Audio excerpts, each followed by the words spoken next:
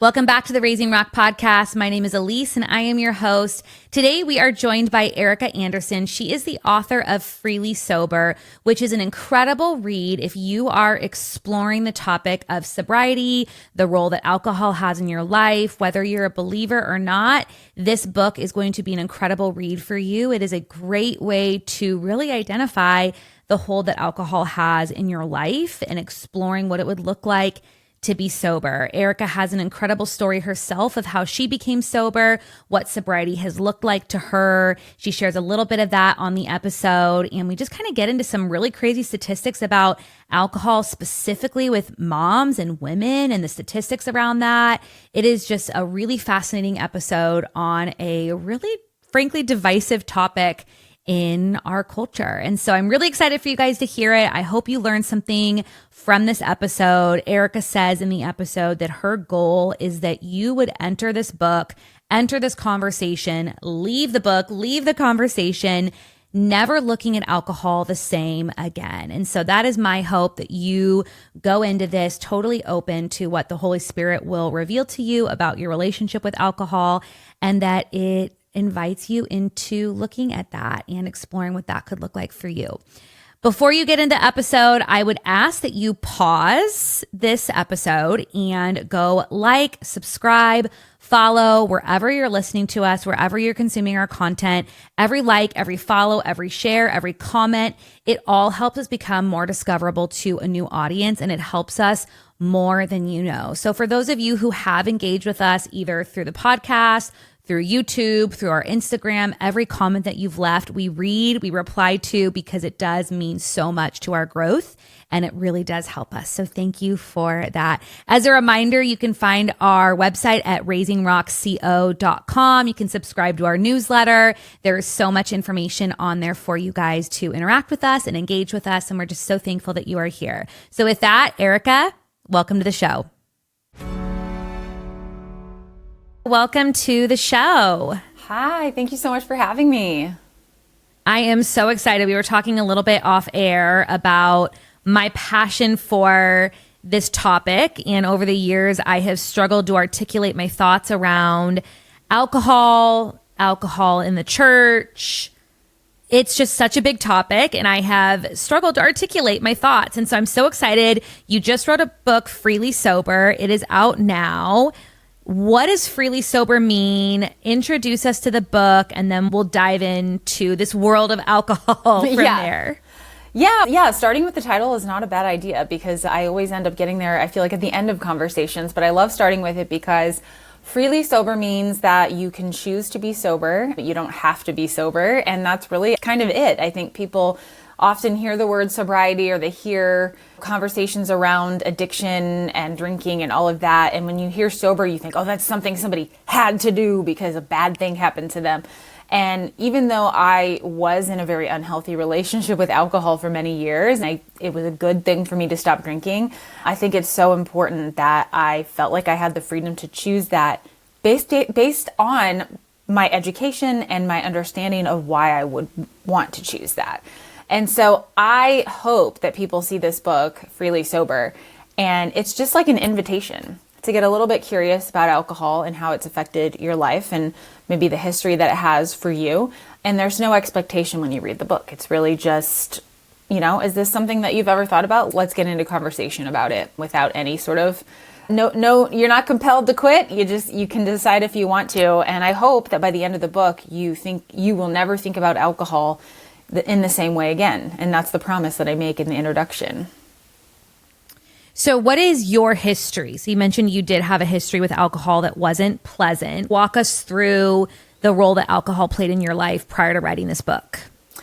Yeah, so I started drinking like any typical person does, like a lot of people do, late in high school, a little bit of a rebellious phase, never really thinking this is going to turn into something not great for my life. I just felt like this is a rite of passage. This is what people do.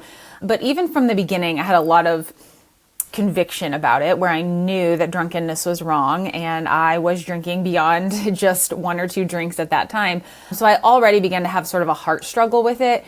But getting into college and young professionalism, it became something where I would overdo it a lot, to the point where I didn't remember things, or I was making choices that were really pretty dangerous for a young woman to be making. And so I would always be thinking in the back of my mind, this is not right. This is not good. And yet I would find myself back in these positions over and over again.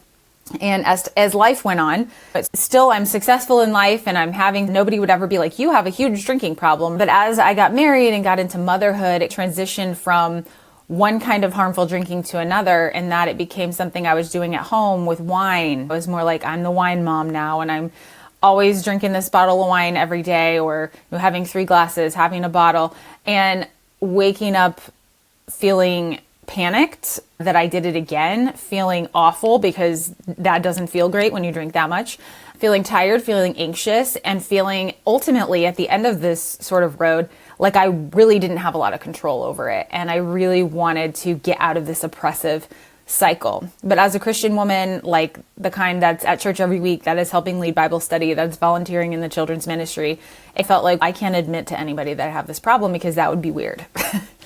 And that would be like, I'm not supposed to have this problem. Nobody would think I had this problem. So what would they think of me if I told them that I did? Which is really what stopped me for many years from ever really admitting it to anybody. But finally got to a point where I didn't want to live like that anymore. And I was able to slowly begin to confess and tell people I was struggling and ask for prayer, which ultimately led me to being able to quit drinking, becoming freely sober 5 years ago. And that led to the writing of this book. Wow.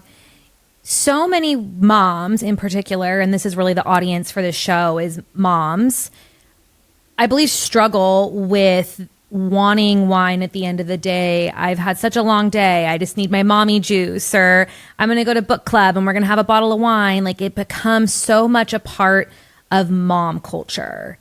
At least that's what I'm seeing. Would you agree? Is that a big part of mom culture and moms coping with the challenges of life by knowing they get their glass of wine at the end of the day? Yeah, I definitely think it can be. I think any event that you're hosting, anything in life, I guess this is more widespread than just moms, but certainly moms as well. If you're having an event, whether it's, and this is the one that actually gets me a lot, is kids' birthday parties. There's always a lot of alcohol at kids' birthday parties because people are like, oh, we want the parents to have fun too. But you find that if you already have a little bit of a, maybe like your alcohol a little bit too much, there's no way that you're going to be like, you're probably going to have a little bit of an issue with this if this is offered everywhere you go. And you may find it hard to say no or to stop or to put your boundaries up when it's everywhere. And especially when people are asking you, why aren't you drinking? We all probably by now know the joke, like alcohol is the only thing that you have to justify quitting doing. People aren't like, why aren't you smoking? People don't say that. But yet there's this weird pressure surrounding alcohol. And I think it's related to people's own sort of unhealthy relationships to alcohol. But I certainly think as moms, especially young moms, we are told to drink wine, to take a load off. You deserve it. It really is cliche to say, but it's true. People are always telling moms, it's hard. You deserve to have a break. And unfortunately, the reality is that when you begin to rely on a substance, like a toxic substance that is mind altering, that actually changes the pathways in your brain to make your body and brain think you need that to get through those moments. And that is what starts the patterns of addiction. Whether that's a physical addiction where you actually have the shakes or something if you don't drink it, I never had that. Or if it's more of a mental sort of physiological thing where you just feel that craving and you have a really hard time resisting it. Pushing anyone towards a mind-altering substance to deal with a situation in their life is never a good idea, especially when you're talking about parenting. Just to note on that, kids are so perceptive and they notice any little bit of change in your mood, in your attitude, in the way that you're speaking or acting. So even if you have a little bit and you don't think that they notice everything, and that is something that was a really powerful point to me as I was going through this. How did you realize that? Did you have a moment with your children where they picked up on something? My kids were really little. They were really, when I started this, they were 1 and 3. But okay. I think as I began to read about it and I began to just have a better understanding, because it really all started for me, it was just educating myself about alcohol and what it does and how it affects the body. And I think I read that somewhere and it just really stuck with me. And my husband, who grew up in a home where his mom was really a severe alcoholic and ultimately she was also addicted to drugs, like he would tell me about the things that he would notice, and the things where if he came home, for example, he said, if I came home from school and she was listening to Johnny Cash, I knew it was going to be a bad night. And some of the things I learned from him telling me his experience as well. And that really, like, kids do not feel safe the minute they notice something is off with you. And we just have a responsibility to always make them feel safe. And that's just one more piece of why I decided I really needed to get rid of this. I have so many people in my life that when this topic comes up casually or in a friend group, it's everything in moderation, right? Like 80-20 moderation. I would never get drunk, but like a little at the end of the day isn't a bad thing. But I wrestle with that personally because there's so many other areas of sin in our life that you wouldn't say moderation. You wouldn't say, oh, I'm going to gamble in moderation, or, oh, I'm going to watch porn in moderation, or, oh, I'm going to do drugs in moderation. And granted, I get that it's different, but I feel like the moderation argument only is with alcohol. Why do we think that is, that people tend to justify this moderation piece around alcohol only? I think in the past, I don't know how long it's been, many decades, especially within the church, it's been like alcohol really is a personal freedom issue, and it is a personal freedom issue. But I think the question I would ask people when they say that is, are you being honest with yourself about it? Getting moderately buzzed is actually not, I consider buzz to be drunk, because you really are altering your mind. Like when we go back to the verse that's be drunk on the Holy Spirit and not on wine, it's because this might not be a totally like clear representation of that verse, but what I felt was that if I was drinking, the Holy Spirit would not work in my life in the same way. Not that he can't, he can do anything, but I think I wouldn't disagree with that though, because I've heard the same articulation. And again, I'm not saying this is theologically perfect, but the argument and the explanation that I've received is there's a reason that alcohol stores or liquor stores are called liquor and spirits. It is another spirit entering your body, and it is dulling the Holy Spirit. It's not that you can ever, I'm not saying that the Holy Spirit leaves you when you're drunk, but if you have another spirit in your body, the Holy Spirit is dulled. Yeah, your discernment and your just ability to, because so many times with the way that the Holy Spirit works in our lives, it's something small. You're like, oh, like I see that now. I see where God is working. And I think I write this in the book about how God doesn't ever really yell. It's like there's a story in the Old Testament of, I think it was Elijah on the mountain, and he's listening for God. And they say, God is not in the wind. He was not in the thunder. He wasn't in the rain. He was like in this still small whisper. And like those kinds of things, you are going to miss that when your brain is clouded. And it really is, like I keep saying mind altering substance, but it really is that, just like any other drug. And that is taking away from your ability to perceive things as clearly. Like, for example, I talk about things like, maybe you miss something, like your kid is upset about something, but like you're missing the signs or the tone in your husband's voice. You're missing the little idiosyncrasies that you would capture if you weren't drinking. And I'm not saying like we're all living, if you drink wine sometimes, that you're totally missing out on everything. But I think the question here is, are you being honest with yourself? Because it is a personal freedom issue. Are you being convicted by this? And if you are, like, are you taking that seriously, and what are you doing about it? Because I think this wasn't an issue at all for you. Like, you wouldn't really be wrestling with it at all. So, not that everyone has a drinking problem, but like, it can be little or it can be big. It's a spectrum. Did you notice, we talk about the Holy Spirit and discernment and all of that. Did you personally notice any shifts spiritually when you stepped away from alcohol and became sober? Yeah, I think I guess it is a fast in a way when you quit drinking, but it's like you have to call out to God. Like, you feel like, because that's been sort of your security blanket that you go to when you feel anxious, when you feel stressed, when you feel overwhelmed. And it's like, if you don't have that anymore, you're choosing not to use that anymore, you really have to look to something else, something that is stronger and deeper than that alcohol ever was. And so I certainly grew in my relationship with God as I wasn't forced, but as I chose to continue down that pathway. I felt what it really meant to rely on him instead of always going to that, which was so much easier. And I could still feel that sometimes when I eat a lot of sweets. Like, I have a sweet tooth, and like I'll do that with ice cream sometime now. It's like, it's not alcohol and it's not as big of a deal for me, but like I'll do that sometimes with sweets, and I'll be like, I shouldn't be running to this right now. And so you get a glimpse of what that's like to really trust in God. And it's not just like a one-time thing. It's over time you see what that trust in him does, and you begin to grow and you begin to trust him more because you see that he does come through for you. So there was a lot of that, which teaches you a lot about other areas in your life too, where you need to trust God. I remembered the point of clarification on the Holy Spirit thing. Everything I said, I stand by, but to add to it, the thought for me is I don't want any other spirit in my body other than the Holy Spirit. And there's a reason that alcohol and liquor is called spirit. So that, to tie that up with a pretty bow, that was my thought that wasn't coming to me when we were first talking about the Holy Spirit. So that's my conclusion to that. Satan uses this substance for so much destruction. Just look at history. Look at the way so many families have been devastated by alcoholism. That's why we have so many people in AA. We have so many people in Al-Anon, a support group just for people that are family members of people that have alcohol problems.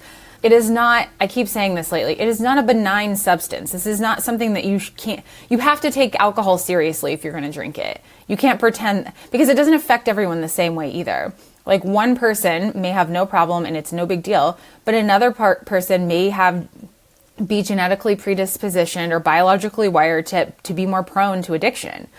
Also, your life circumstances, what do you call them? The ACEs, the adverse childhood effects, to get into like psychology of things. I've done a little research on this. The more sort of traumatic events you have in your life as a child, the more likely you are to suffer from addiction, simply because you're trying to run away from those things, and you're trying to deal with those things, not run away, trying to process and deal with the horrific things that have happened in your life. And so there are a million factors that make up whether or not someone is actually going to get to the point of addiction where it's going to be a problem. And so every person should be taking this very seriously. And we don't really do that so much. I think kids are, oh, you can't drink till you're 21. Okay. But do they know why? And do they understand that? And so I've really been thinking a lot about, how do I teach my kids about this? And my kids are 7 and 10 now.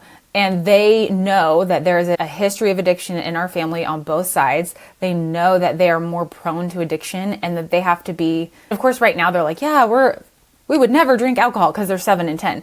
But I think as they get older and they get to that age where that's going to be around, I believe that knowing and understanding what addiction is and how it affects people is going to have a really powerful effect on the choices that they make. And really, research backs that up to say that, like, when kids understand and they know and there's a reason, it's a lot more likely they're going to say no than, if they're just like, yeah, I'm not supposed to do this, but who knows why. Is that the key education topic for our kids? Is that it is an addictive substance, or are there other areas that you're choosing to educate your children around with the hope that they would say no? I think that it is an addictive. I think that's the main thing. I think our family history is like front and center for us. Obviously me, like, they don't know, they know I'm sober. I don't think they fully grasp what exactly all of that means. But I think that it's important to educate, not only that it's an addictive substance, but that they don't know how, like, every individual person is going to react. Like, they may react differently to alcohol than someone else does. And so we have to be just very careful, because we just don't know. Like, for example, if you have like diabetes in your family or some other thing that can be triggered through bad eating habits or something, same thing can happen with alcohol. And so I think just having open conversations, just like you would have like, we want to talk about having 1,000 1-minute conversations about sex and identity and things like that. We want to have 1,000 1-minute conversations about this too, so that it is something that you can easily talk about, that is integrated into their minds over time. And it's not just something that randomly comes up out of the blue, and it's not something they're just hearing about for the first time.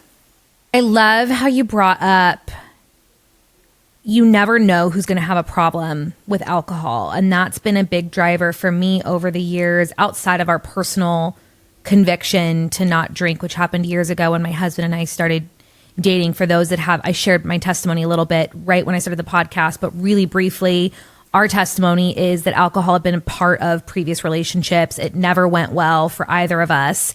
And so when we got together, we made a very conscious decision, like, this is not going to be a part of our life. And here we are 15 years later, neither of us have touched alcohol, and it's just not a part of our life at all. We are having those 1,000 1-minute conversations with our children, and we are educating them. And it's a big topic of conversation, partly because it's such a big part of culture. Like, everywhere we go, there's alcohol. Everywhere we go, our friends are drinking. Everywhere we go, someone's ordering a drink, and the kids are naturally very curious about it.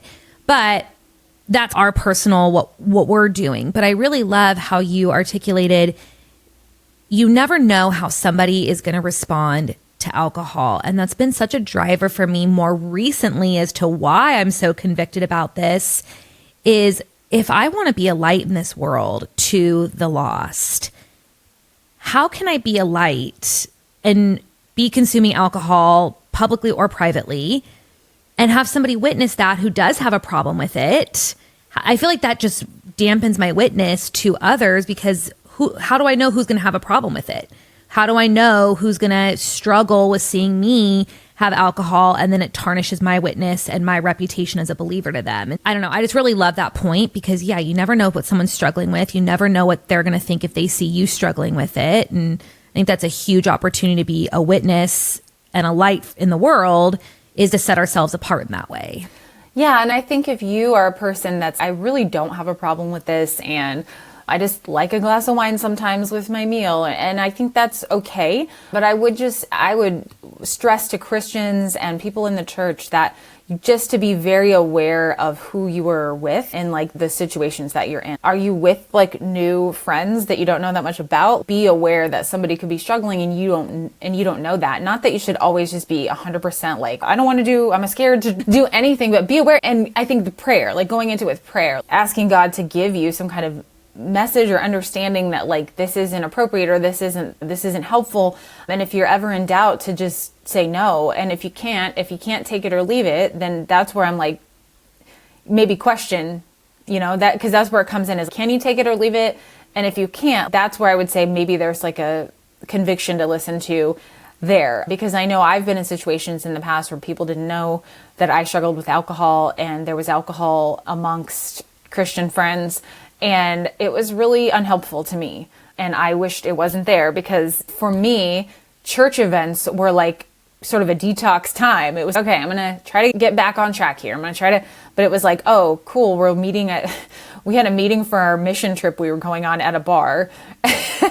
And I was like, this is not helping me. And so I just want people to be more aware and more just thinking of other people as you're navigating this. Because again, alcohol it's not a benign substance, and it has a lot of problems for a lot of people, and it deserves to be given that sort of thought process.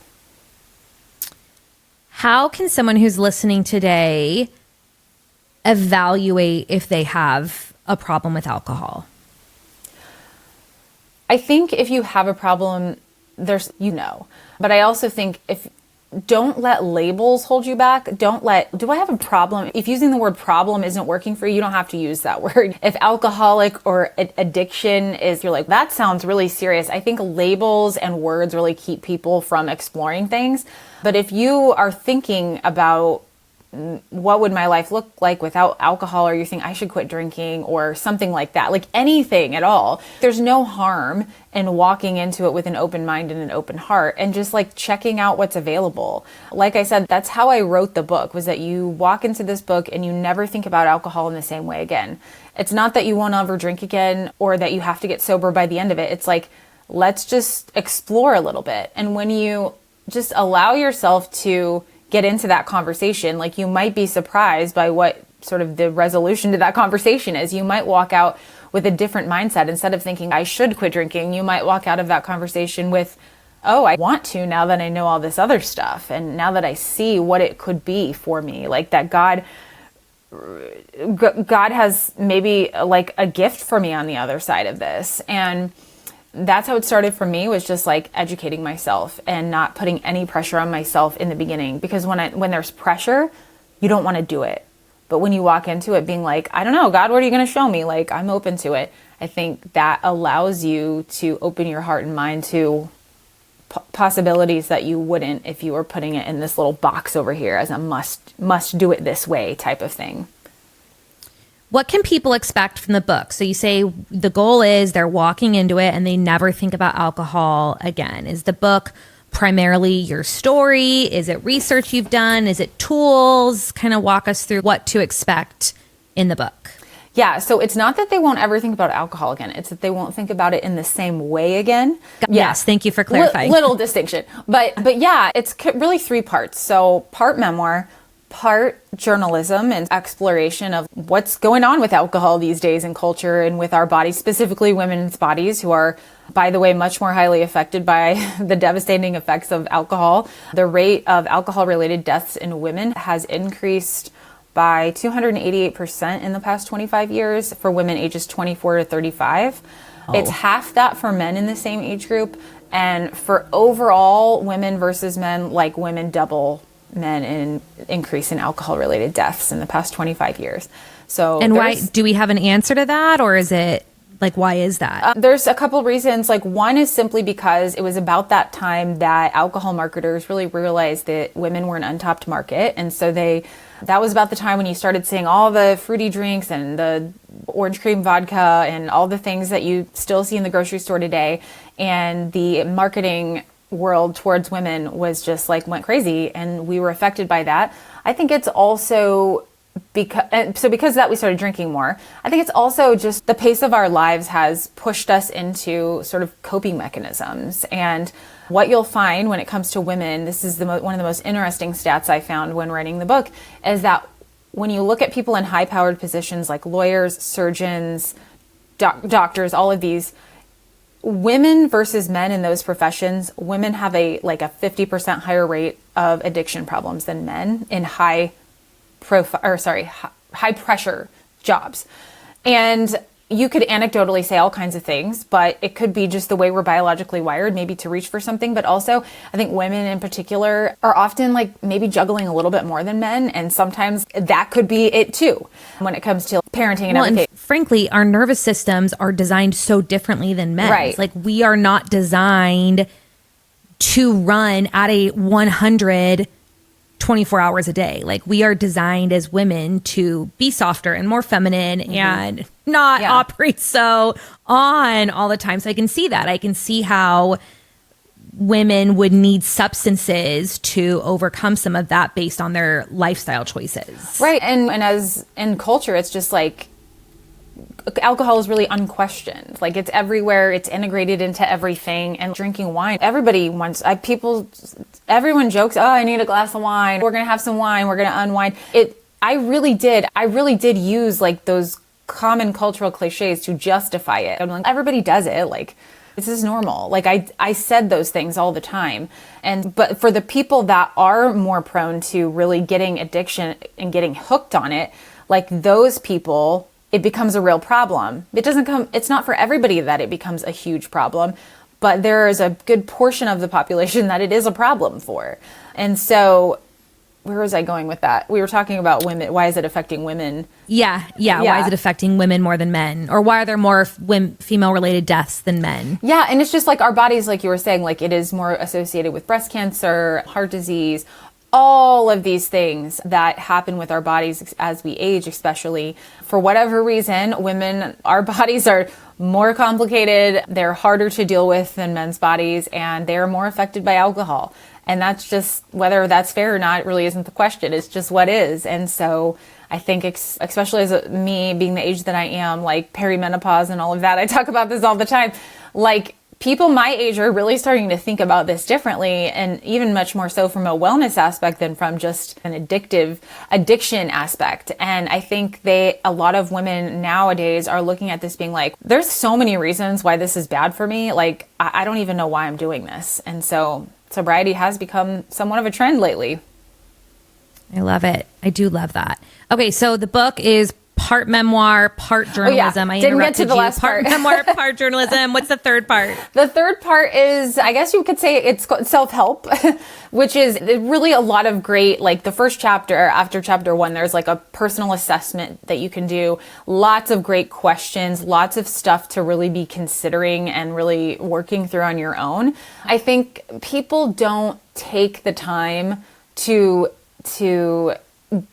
understand why they think about alcohol the way they do, or maybe why the habits are what they have. So it's just as in a lot of financial books, they have you go through your financial history. They're like, how did your parents talk about money? And what did you think about money growing up? We're doing the same thing in this book. What was alcohol to you as a child? And like, where did you get these ideas? And like, how did you get to the point where you are, wherever that is, like on the spectrum?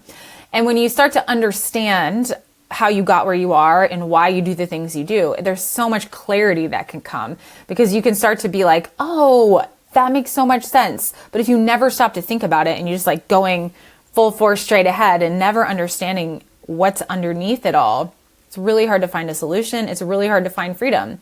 And so I would say, don't be scared to dive into it. I had a girl tell me the other day at church, because I spoke about this at church, and she's, yeah, actually, like, this is something that nobody knows this really, but I struggle with it. And she's, I really want to read your book. I don't feel ready to read it. Like, I don't know if I'm ready to go there. And I would just encourage people, like, not to worry about that. This is, again, no pressure. And it's just about asking yourself honest questions without putting any pressure. It's just an exploration. I think, this is the other thing I was going to say that was helpful to me, is to look at this almost from the outside looking in. Like, almost your story you're looking at like data from your life. You're going, that's so interesting that happened, and like that I chose to do that.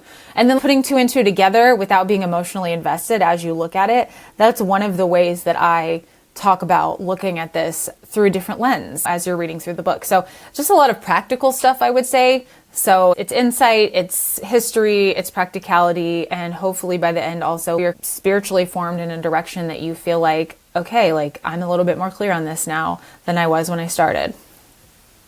That's amazing. Where can people find the book? Where can people connect with you? Yeah, you find the book and information about the book at freelysober.com. That's the easiest thing to remember, freelysober.com. But you can also, of course, it's on Amazon. It's available now. There's an audiobook, there's a Kindle, there's print. Personally, I like print because I personally like to take notes and write all kinds of things in my books. And this is a good one for that because of the questions and the things that you might want to be documenting. You can follow me on Instagram, Ericka_Andersen, and pretty much everywhere else. I'm on a lot of social media just under my name, so you can find me there. And I would love to hear from anybody that maybe just relates to this, or you want to reach out and just say, I get it. And it would be my honor for anyone that got a copy of the book and read it and shared. I just really want I really just wrote it for people that like need a lifeline and need a resource and want to find freedom. Because I'll tell you, 6 years ago, before I was able to quit drinking, like I didn't know how I would. And 1 year sounded like literally forever, like an eternity. And now here I am 5 years in, and I wish I could go back to me and be like, this is how it's going to be. Whoa, I feel like I'm going to cry now. This is how it's going to be, and it's possible. And I want other people to know that. And that's why I wrote this book. So I hope it gets into the right hands. I love that. That is so beautiful. We end every episode with this question, and I can't wait to get your take on it. At Raising Rock, we have 4 core values. So ROCK stands for respect, obedience, courage, and kindness. The 4 values I hope, of course, I first have, but that I can pass on to my children as character traits in them. Which of those values jumps out at you, and how can you encourage someone listening today in that area? Okay, so respect, obedience, courage, kindness. Oh my goodness, that's a great question. Okay, I guess I'm just going to go with courage, because I do think that it takes courage if you are struggling alone to say it out loud for the first time to someone that you're struggling.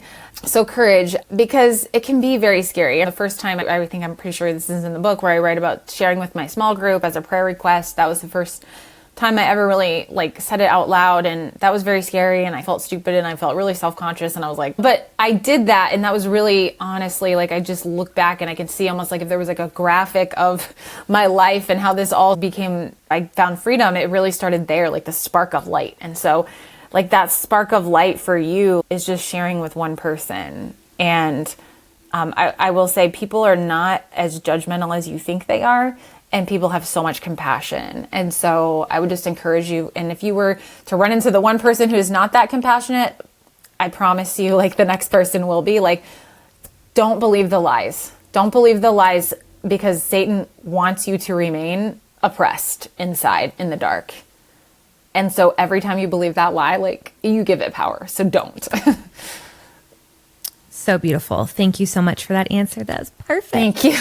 I agree. It does take so much courage, regardless of what you're struggling with, alcohol, shopping, like anything, right? Anything we struggle with. I think it takes a lot of courage to admit to someone, especially in a small group setting. I give you so much kudos for having the bravery to do that. It's really hard to admit to people that we have struggles. I think we want to have this facade up, a spiritual facade even, that we've got it all together and we know what we're doing and things aren't hard for us. And so I think it takes so much courage to admit to someone, hey, I have a problem in this area, alcohol or something else.